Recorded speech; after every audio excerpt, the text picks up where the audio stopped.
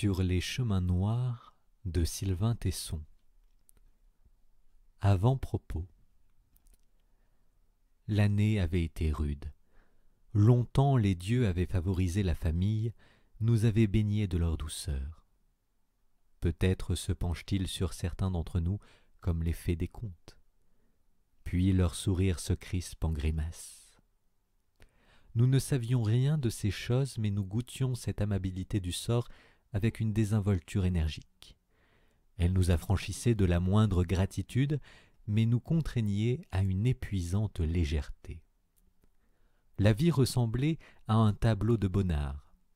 Il y avait du soleil sur les vestes blanches, des compotiers sur les nappes, des fenêtres ouvertes sur un verger où passaient des enfants.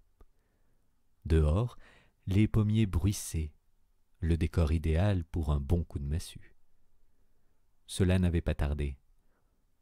Mes sœurs, mes neveux, tout le monde avait été atteint de l'un de ces maux qui s'infiltrent par les remparts dans les fables médiévales. Une ombre rampe dans les ruelles, atteint le cœur de la ville, gagne le donjon. La peste avançait. Ma mère était morte comme elle avait vécu, faisant faux bond, et moi, pris de boisson, je m'étais cassé la gueule d'un toit où je faisais le pitre. J'étais tombé du rebord de la nuit, m'étais écrasé sur la terre. Il avait suffi de 8 mètres pour me briser les côtes, les vertèbres, le crâne. J'étais tombé sur un tas d'os. Je regretterai longtemps cette chute parce que je disposais jusqu'alors d'une machine physique qui m'autorisait à vivre en surchauffe. Pour moi, une noble existence ressemblait aux écrans de contrôle des camions sibériens.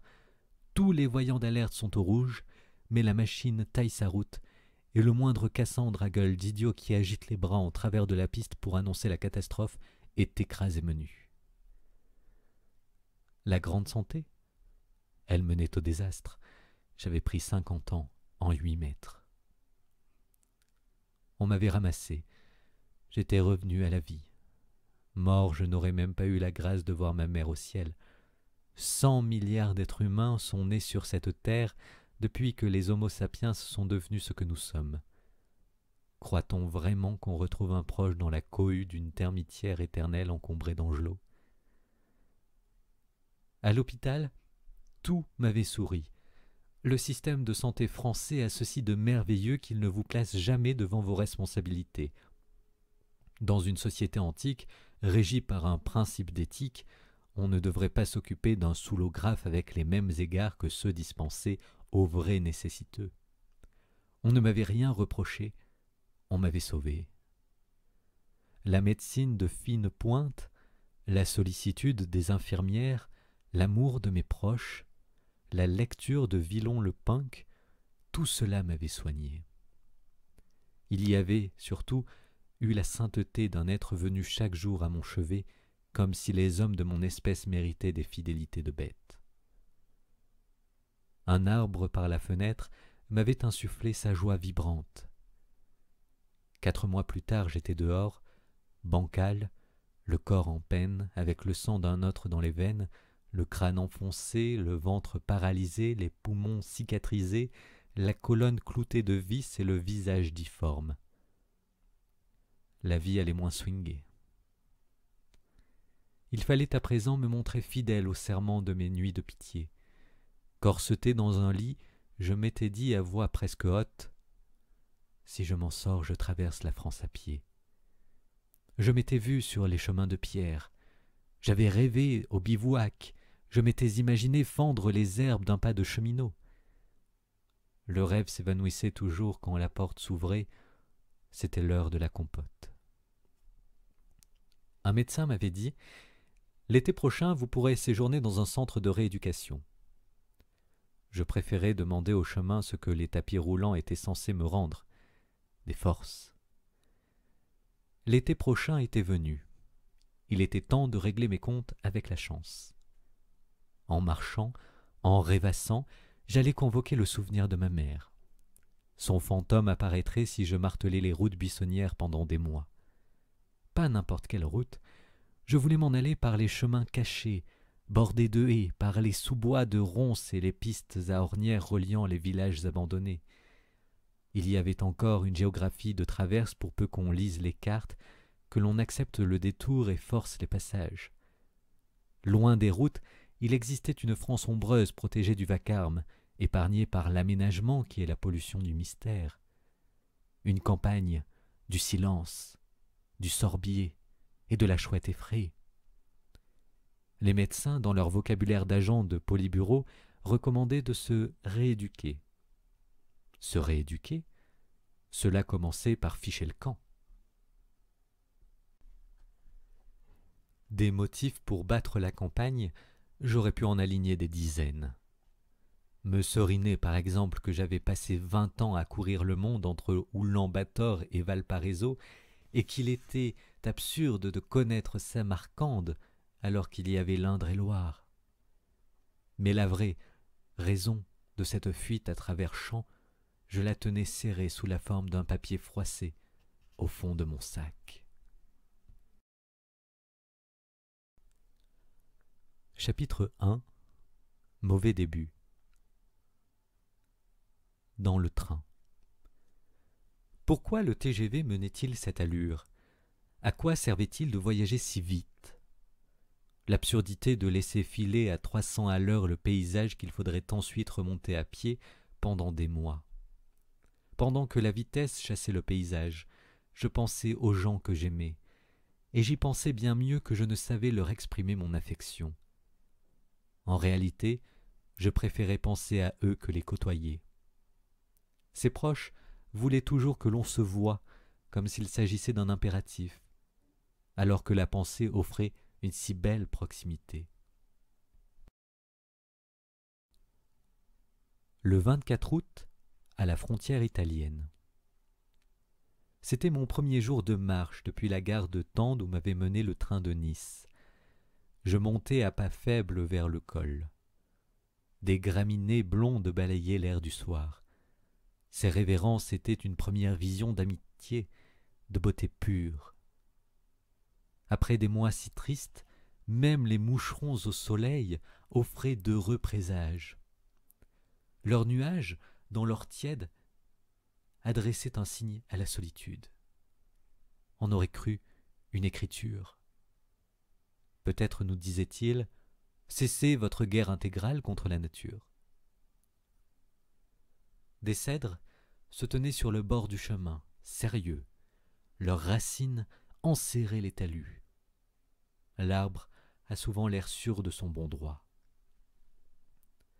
Un berger descendait d'une foulée plus hardie que la mienne. Il apparut, noueux, dans le virage, avec l'allure d'un héros de Giono. Un homme d'ici. Moi, j'avais toujours eu l'air d'un mec d'ailleurs. « Salut, tu vas à la ville ?» dis-je. « Non, dit-il. »« Il y a le troupeau là-haut ?» dis-je. « Non. »« Tu descends te reposer ?» ?»« Non. » J'allais devoir me débarrasser de cette habitude de citadin de vouloir lier conversation. Le col de Tende marquait un encellement de la ligne de crête du Mercantour. Il séparait l'Italie de la France. J'avais décidé de commencer là, dans le coin sud-est du pays, et de rejoindre le nord du Cotentin. Les Russes, par tradition, avant de partir en voyage, s'asseyent quelques secondes sur une chaise, une malle, sur la première pierre venue. Ils font le vide en eux, pensent à ceux qu'ils quittent, s'inquiètent de savoir s'ils ont fermé le gaz, caché le cadavre, que sais-je encore. Je m'assis donc, manière Ruskov, le dos contre un oratoire de bois où une vierge méditait devant le paysage d'Italie. Soudain, je me levai et je partis. Sur les talus, mes yeux abîmés prirent les vaches pour des pierres rondes roulées dessus les pentes. Les crêtes hérissées de pins noirs faisaient penser aux collines que j'avais vues, à 20 ans, crénelées, les horizons du Yunnan chinois et bleu.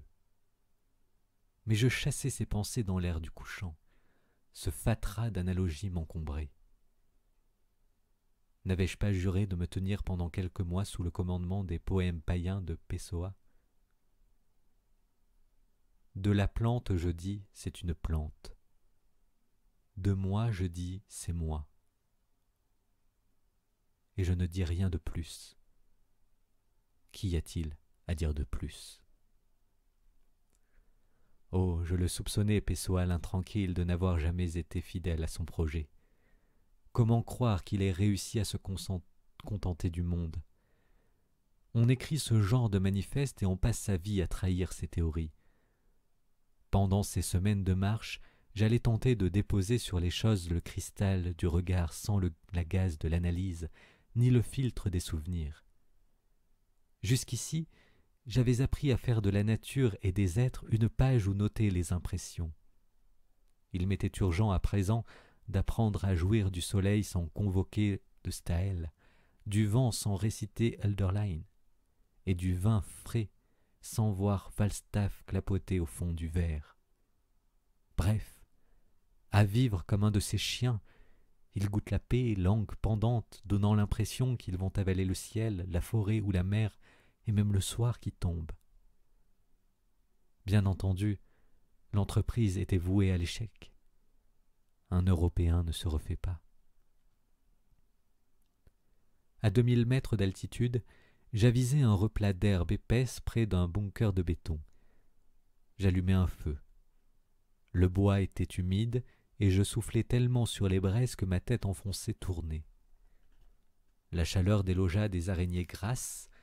Elles ne me faisaient plus peur, j'en avais vu beaucoup s'échapper de mes orbites. La toile de bivouac me protégea à peine des nuages humides crachés par l'obscurité. J'étais intimidé, c'était la première nuit que je passais à l'air libre après ma chute. Le sol m'accueillait à nouveau, moins brutalement cette fois. Je revenais dans mon jardin aimé, une forêt sous les étoiles. L'air était frais, le sol inégal, le terrain en pente, cela s'annonçait bien. Les nuits dehors, pour peu qu'on les chérisse et les espère, lorsqu'elles couronnent les journées de mouvement, sont à accrocher au tableau des conquêtes. Elles délivrent du couvercle, dilatent les rêves. N'entendait-on pas s'élever la clameur dans les villes d'Europe? De l'air, de l'air. J'avais rêvé de m'allonger sous les sapins quand je gisais 1 an plus tôt à l'hôpital. Voilà que revenait le temps des bivouacs.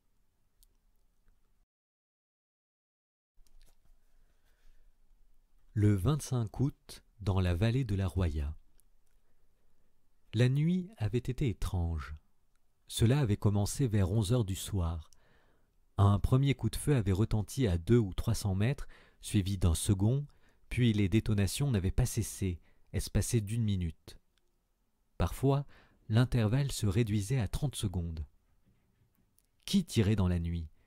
Un staré cinglé qui en voulait aux ténèbres? Je fis les premiers pas en pensant que si je réussissais cette traversée de France, ce serait une rémission. Si je n'y parvenais pas, je prendrais mon échec pour une rechute.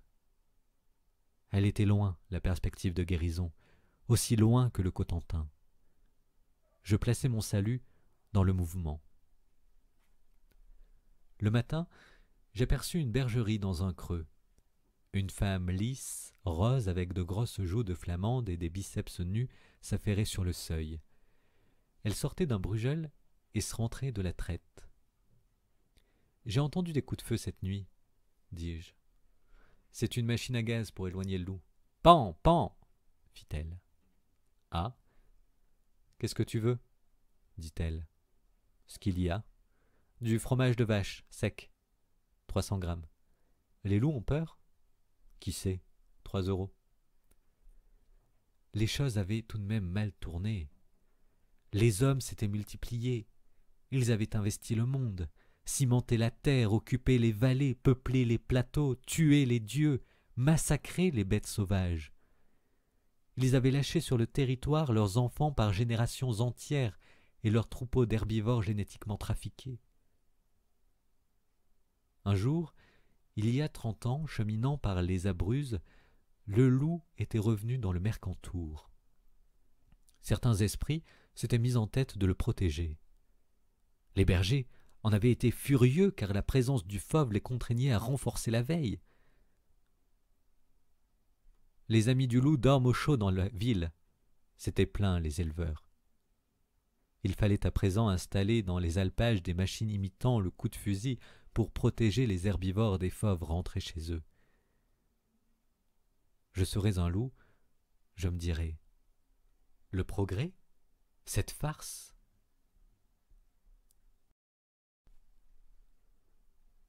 Le 26 août, sortir du Mercantour. Le soir tombait déjà et moi je me traînais. Pour l'instant cela n'allait pas fort. 3 journées dans les pierriers m'avaient déjà haché le dos. Quel intérêt à hisser ce corps en loques jusqu'au nord d'un pays en ruine, pensai-je, en suivant des yeux la caracole de 2 chamois, une mère et son fils dans un chaos de blocs. Étions-nous nombreux à jalouser les bêtes? Le petit m'avait déboulé dans les jambes derrière un rocher. Il avait hésité pendant 1 ou 2 secondes. Dans les îles Vierges du XVIIIe siècle, les bêtes sauvages venaient manger dans la main des premiers explorateurs, avant de recevoir un coup de mousquet en guise de célébration de la rencontre avec l'homme. Le petit chamois avait tout de même obéi à une injonction salutaire et opéré un volte-face, comprenant que je ne constituais pas une fréquentation recommandable. J'avais croisé une chute d'eau cascadant dans les mousses, longé les eaux d'un lac vert et remonté les pentes. J'étais passé au nord du mont Bégaud, déserté par les esprits préhistoriques et la lecture de Knulp sur les talus avait achevé de me démoraliser. Hermann Hesse promenait son vagabond dans l'aimable campagne allemande adoucie par l'automne. Certes, le bon Knulp finissait par mourir seul, mais au moins, avant de payer au prix fort son esthétique de l'irresponsabilité, avait-il montré aux villageois la noblesse d'une vie de flânerie. Si je voulais marcher rêveusement, escorté de pensées bienveillantes, il me fallait une géographie d'allées forestières avec de temps en temps une auberge ou des chopes de bière mousserées sur des tables de bois. Au pas de Colomb, la petite église de la Madone de Fenestre apparut en son vallon. En France, on trouve des lieux de culte marial dans les grottes et les sources. La Vierge Marie s'est accaparé toutes les bizarreries du relief. Je reconnaissais même une Notre-Dame des Falaises sur les flancs du cap Canaille. C'était la récupération du vieux paganisme par la foi catholique, une manière de ne pas rompre avec l'esprit des lieux. J'allais m'abreuver d'un peu de pénombre sous les voûtes de l'église. Sur les murs étaient accrochés les ex-voto des alpinistes sauvés d'une chute. C'était la corde qui les avait retenus, mais il leur était agréable de croire au secours du ciel. À gauche de l'entrée s'élevait une stèle nouvellement érigée à la mémoire d'Hervé Gourdel, ce guide de montagne, enfant de Vésubie, que les musulmans fanatiques avaient égorgé en Kabylie l'année passée. De mon lit d'hôpital, j'avais été hanté par son martyre. J'avais imaginé l'alpiniste, entravé, la tête couverte, promise aux directives coraniques. J'avais éprouvé une fraternité avec Gourdel. Ce soir, son souvenir surgissait. Sur une colonne de l'église, une plaque mentionnait la mort de Templiers décapités. Était-ce l'œuvre des Sarrasins? Au Xe siècle, occupés à ravager la Provence, ils avaient détruit un sanctuaire en ces mêmes lieux. Et ce soir-là, en m'enroulant dans ma toile, je saluais Gourdel, avant que les pensées ne se muassent en rêve. Une vache préoccupée par d'autres choses meuglait ses propres requiem dans la nuit de l'alpage. Premier chapitre terminé. Merci de l'avoir écouté.